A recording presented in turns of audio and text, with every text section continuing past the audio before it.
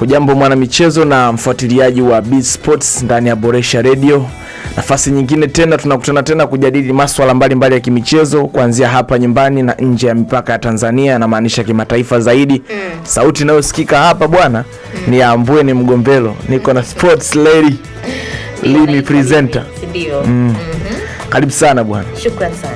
Bana, ni fursa nyingine kuhakikisha bwana wanaboresha radio wanapata madini mengi zaidi ya kimichezo. Hususan kwenye swala la michezo, ukizingatia sasa hivi Tanzania macho mengi yameelekezwa kwenye mchezo, kwa sababu kwenye burudani nyingine hizi zimekuwa kidogo zina mushkili. Karibu sana bwana mwana michezo. Hii ni B Sports ndani ya Boresha Radio. Nimekwambia sauti inayosikika hapa ni ya Ambweni Mgombelo. Niko na Sports Lady presenter Limi. Masuala mbalimbali ya kimichezo yapo hapa muda huu hapa bwana. Ndio. Bila kupoteza muda twende tukaanze kwenye yale ya kimichezo. Moja kwa moja. Tukafahamu kwenye kabumbu kuna kitu gani huko? Tunafahamu bwana, sasa hivi swala la wakilishi wa Tanzania kwenye michuano ya kafu.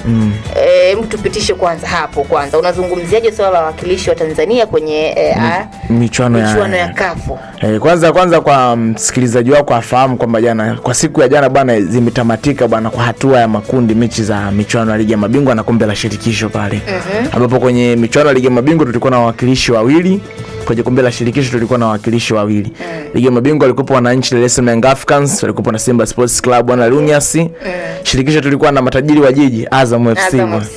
Tulikuwa na Singida Black Stars, chui weusi kutokea pale mitaa ya Singida, Singida Liti pale bwana. Tumeona uwakilishi wao. Naweza nikasema kuna baadhi ya wawakilishi kwa namna moja au namna nyingine walifanikiwa uwepo wao, na kuna baadhi ya wawakilishi walishindwa. Kufupisha kauli, naweza nikasema kwa wawakilishi waliowakilisha taifa kwenye michuano ya Ligi ya Mabingwa kuna namna walifeli kimipango yao. Kwenye Kombe la Shirikisho sina maswali na Azam, sina wasiwasi na Azam, sina wasiwasi na Singida Black Stars, sina maswali na Singida Black Stars. Kila mmoja ameonyesha uwezo wake.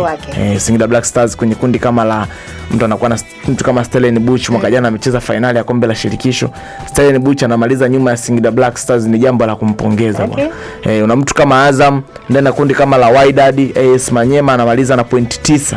Wakati jana watu Zanzibar pale ilikuwa ni kasheshe, watu wamaliza na point 8 wakatamani wafuzu, ila Azam anamaliza na point 9 na anashindwa kufuzu. Hatumlaumu, tunampongeza kwa kile alichokifanya. Tunaamini next time akipata fursa atafanya zaidi ya pale, kwa maana uwezo anao, quality anayo. Wachezaji tuliwaona wamejituma, wamepambania beji ya Azam. Kongole kwa Azam na Singida Black Stars. Ice cream matajiri wa jiji. Pia naweza nikasema kwa upande wa wawakilishi wa michuano ya Ligi ya Mabingwa, nadhani ni fursa yao sasa na wao kujitathmini sasa, kwamba sawa ni wakubwa kwa mpira, lakini usiamini kwamba kadri unavyozidi kukimbia basi huyo nyuma yako naye anazidi kupunguza mwendo. Hapana. Unasema msifu anakukimbiza. Maana kwamba wawakilishi na maanisha Dar es Salaam Young Africans na Simba Sports Club wana nafasi kujitathmini kwamba pengine kwa squad walizonazo, kwa nguvu walizowekeza na wapinzani ambao wamekutana nao kwa raundi hii hapa, je, next time itakuwaje? Naamini bado mpira wetu unakuwa, wawakilishi wetu ni wakubwa, wana nguvu, wana vikosi, wana uwezo wa kupambania beji zao. Kwa next time tutawaona stage ambao walitamani kufika leo, lakini leo iwe kama somo na fundisho kwa next time. Sawa, kwa mara ya pili mfululizo Yanga Sports Club bwana anashindwa kufuzu. Yanga anakwama wapi? Kwa upande wa Yanga bwana, kwanza niliweke wazi jambo moja kwamba binafsi siamini kama Yanga kuna mahali wanakwama. Ila naamini kuna muda mpira quality inaamua. Umeelewa sister? Unapokuwa na kundi moja, kundi lako unakuwa na mtu kama National Al Ahly. Obviously tushaongelea hapa ni type ya timu ambazo zinapewa favorite sana kuchukua ubingwa. Kwa anajua namna gani ya kupita mikuki kama hiyo. Anasema nyani mzee anakwepa sana mikuki mingi, si ndio? Unakuwa na mtu kama AS FAR Rabat kwenye kundi lako. Umeelewa? Unakuwa na watu ambao wana quality hiyo ya wachezaji hao ambao atakapoamua kufanya kitu chake kitafanyaje? Kitafanikiwa. Jambo la kwanza ambalo ni kwa Yanga, nadhani nikasema kwa nini hawajafeli. Kwanza nimpongeze kocha Gonsalves. Paka kufikia stage wana battle for the final game. Ni stage ya kuonyesha kabisa kwamba ni mkomavu kifikra na anafahamu ni kwa stage gani aliyopo na anatakiwa kufanya kitu gani. Umeelewa? Japo baadhi ya maneno yameibuka kwamba pengine game fulani angefanya hivi, pengine game fulani angefanya hivi, lakini jaribu kustiki kwenye uwezo wake. Umeelewa? Amekuonyesha na uwezo. Ni timu chache sana ambazo zitacheza na National Al Ahly hata ukiwa kwako ukafanikiwa kumfunga goli. Umeelewa? Lakini alifanikiwa kumfunga goli. Ni timu chache sana utacheza na timu za mataifa ya kaskazini, na maanisha ukanda wa UNAF. Ikafika uwanjani kwako ukaona kuna namna wanafanya dilation ya muda uwanjani. Ni timu chache sana. Tuliona jana JS Kabylie wakifanya hivyo, unaona AS FAR Rabat walifanya hivyo. Kuna namna walikuwa na bembeleza kwamba iishe hivi. Ile ni mbinu ya mwalimu, ni akili ya mwalimu kwamba kuna kitu alikuwa anakitafuta. Kwa hiyo kufeli, wamefeli kwa sababu kwenye kila kundi wanahitajika watu wawili wafuzu, si ndio? Lakini kimipango, kimbinu, naona bado Yanga walifaulu sana. Kilichowafelisha ni quality. Ndio nitaishi na quality. Quality ya wachezaji, cost ya Yanga kufananisha na FAR Rabat, kufananisha na National Al Ahly, kuna mizani haubalance. Quality tunaipima ukifananisha na Al Ahly pamoja na hao ndo wawakilishi walufuzu kwenye kila kundi. Okay. Unapozungumza Al Ahly unazungumza top team Africa. Utazungumza Al Ahly, utazungumza Mamelodi, utazungumza Esperance Club Sportive, utamzungumza Simba, utamzungumza RS Berkane. Hizo ndo timu ambazo ukicheki kwenye rank ya CAF ziko top 1 mpaka namba 6, si ndio?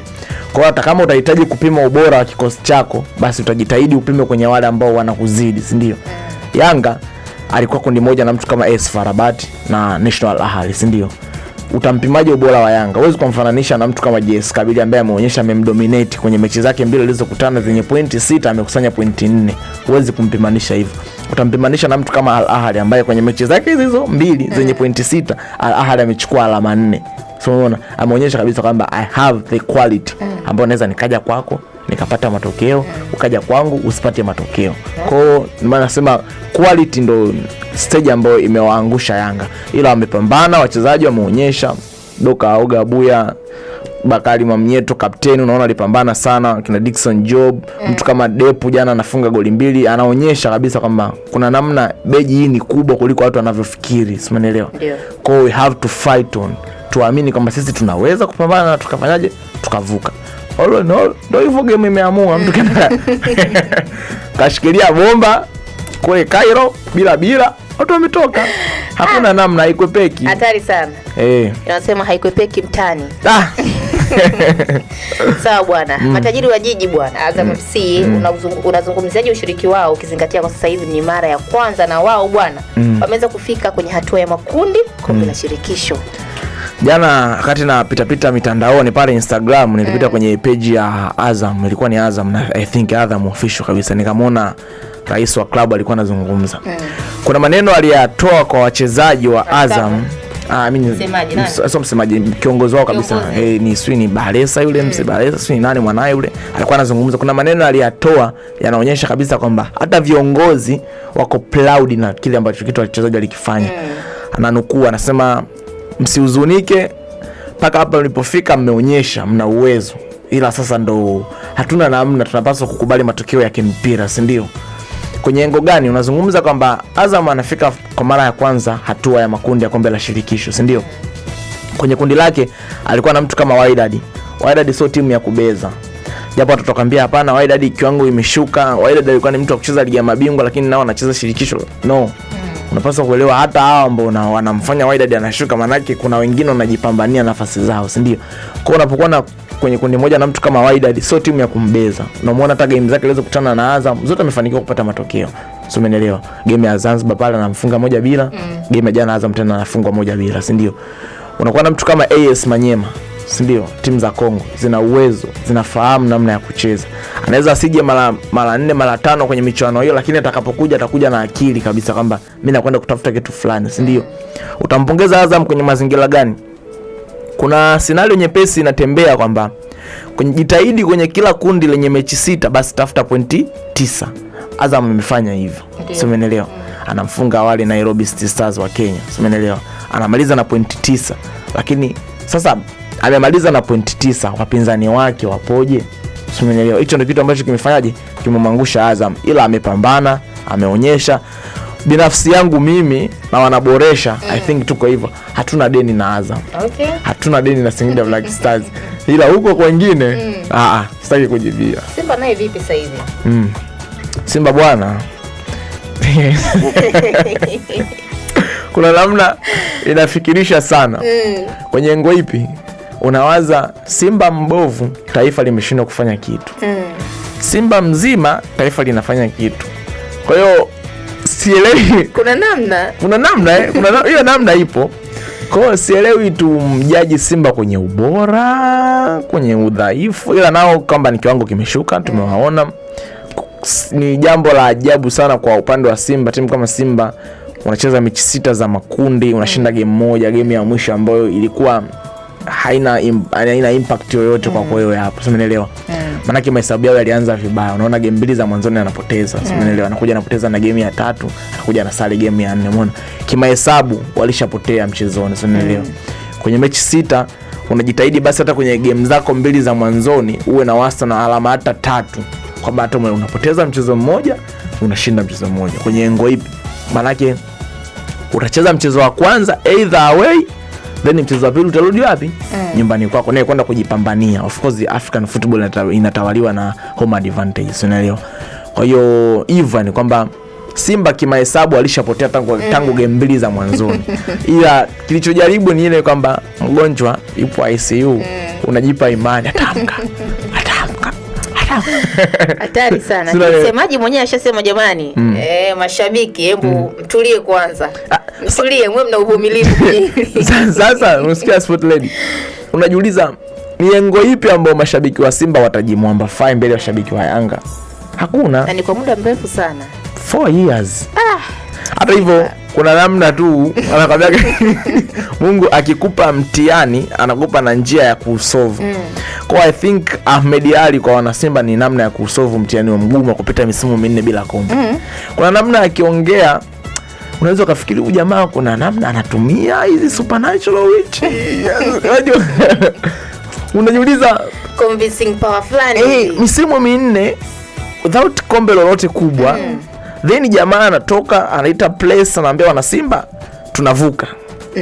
Kiingilio 5,000 tunavuka. Na wana Simba mashabiki wako vizuri sana kwa sababu kwenye swala kujaza tu uwanja wa Benjamin.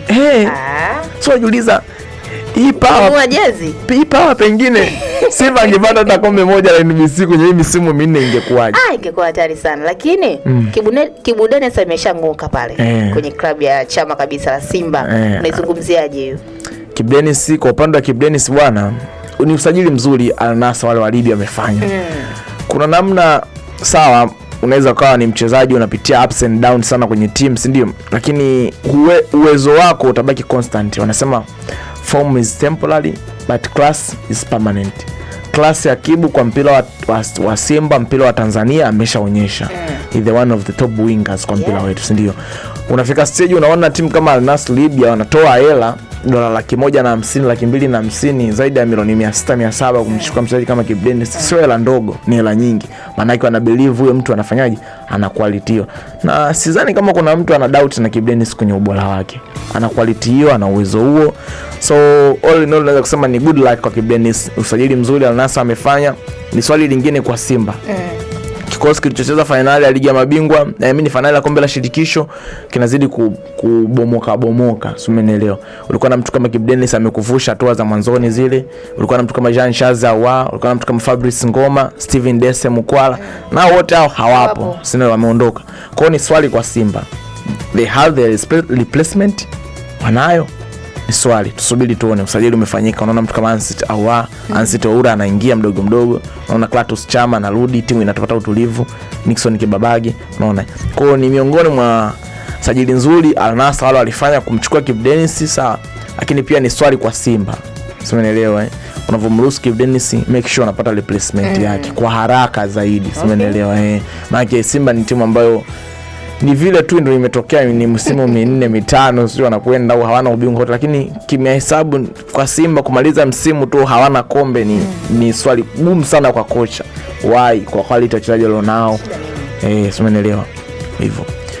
Then hiyo ilikuwa ni B Sports bwana, kibongo bongo bwana nje bwana, mipaka ya bongo wanasema wenyewe +255 bwana kimataifa zaidi. Tutazamie kabumbu ya huko pia. Vipi bwana Arsenal mwaka huu anatoboa gole na anaondoka kweli na kombe kwa mwendo huu alionao Arsenal bwana. Kuna msemo jana juzi wakati tunaangalia game yao dhidi ya ilikuwa ni si nani wale, ana sare 1-1.